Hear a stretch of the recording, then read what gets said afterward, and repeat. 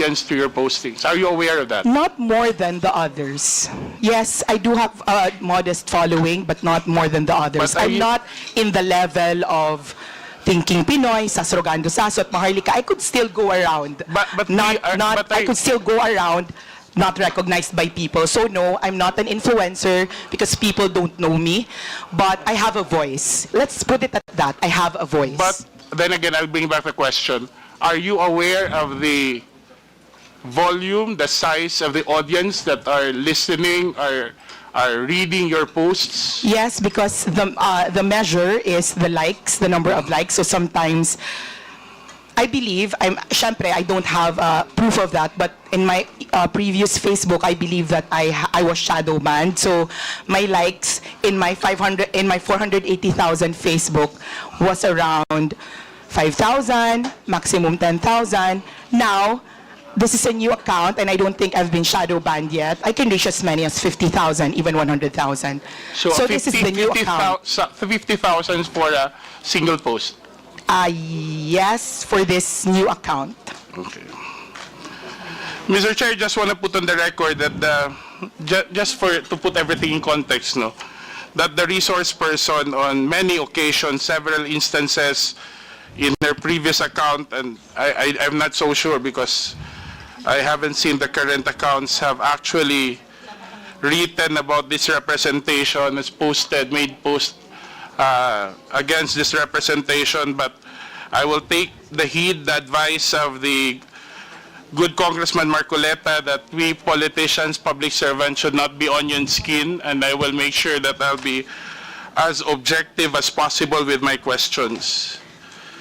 Can I reply to that, Mr. Chair? No, I will continue with my questions, Mr. Chair. Mrs. Krizette, ano po ang klase ng content ng inyong pinopost? Political, personal, lifestyle. And many of these basically what my life is in the public. Anything, food, films. Political is a big part because I am politically inclined. I like talking about politics, but it's not the end-all and be-all of my account. How many percent would you consider those would carry political? How many percent of your posts would you consider would carry political themes? In my old account, probably 70, 80%. I'm not sure. I don't measure it's spontaneous. I don't set out to I don't have a quota. And you attribute this simply because you are because I'm very politically inclined. aware and I'm very politically passionate, sir. Sa mga content mo, may naalala ka bang pinakamaraming engagements, views, likes, or whatever impressions? Yung pinaka nag-trending na post mo? Top of mind. Sa old account, ang pinaka nag-trending na post was the death of Stan Lee. It's not a political post, the death of Stan Lee, the creator of Marvel. Sa new account, my sadness over PRRD spending his birthday alone in his cell in The Hague. Yung sa mga political post mo in the previous account, ano po yung pinaka nag-trending? I don't remember exactly, but it's always about the former president. So sa tingin mo, bakit nag-trending isang post ni Krizette? I don't know. Maybe because it resonates with people. Because I have never boosted a post.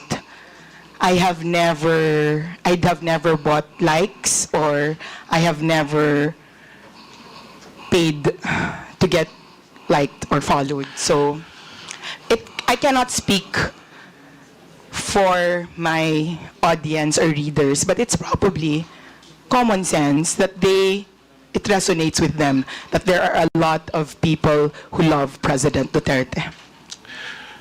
May mga contents na sinasabi na non-political o may mga post ka naman na masasabi mong hindi nag-viral, ano? Actually, I don't know what the parameters are for what is considered viral. I don't know. Or let's say, anong klase ng content naman in your experience ang hindi nagkaroon ng maraming engagement? May naalala ka ba na... It it does not. I do not look at how many likes I get.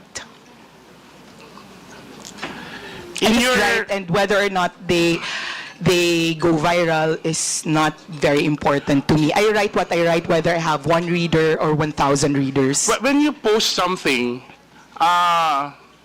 do you also engage with your those who make comments? Do When I you have reply? time, when I have time. And when you do that, have you considered ano yung mga dominant demographic ng yung audience na usually mo na napapansin? Are these like-minded people? Are these... Mr. Chair.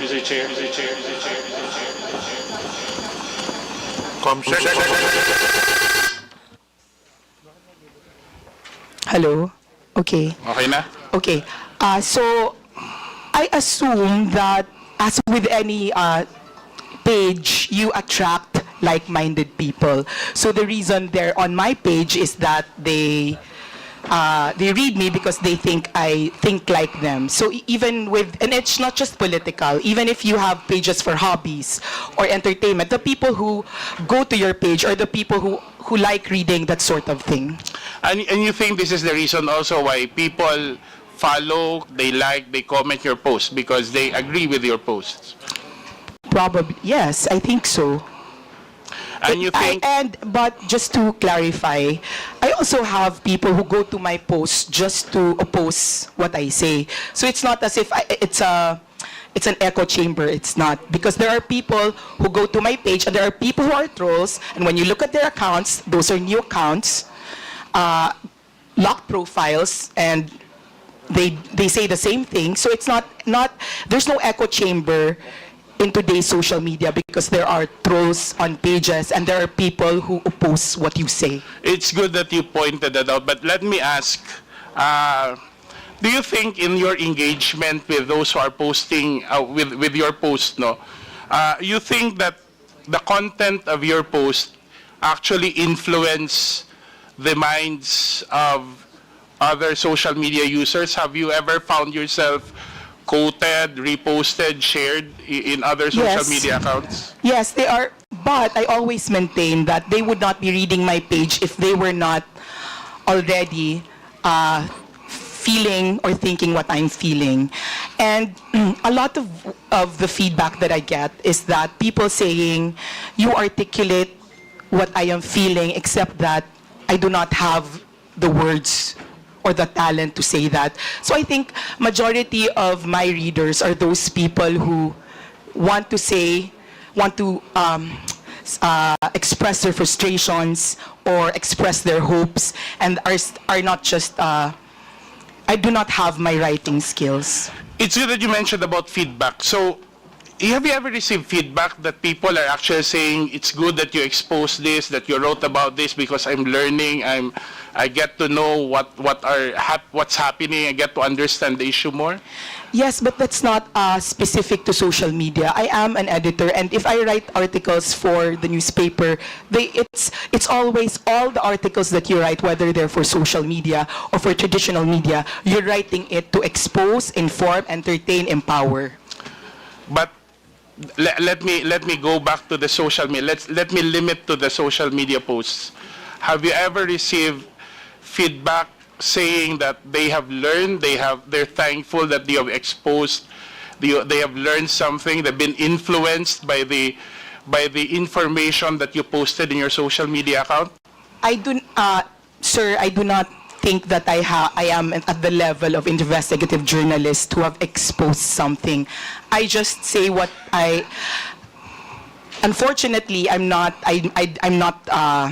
the kind of journalist who can do exposés. So unless it's something of my personal knowledge, I don't think that somebody has thanked me for exposing something. So are you sure that in your social media posts, whether in your previous posts or not, you have not exposed any public official or agency of the government whatsoever? Remember, you're under oath. Not that I remember, and I know that I'm under oath. I don't remember anything exposing a public. And if I'm going to do it, I'm going to do it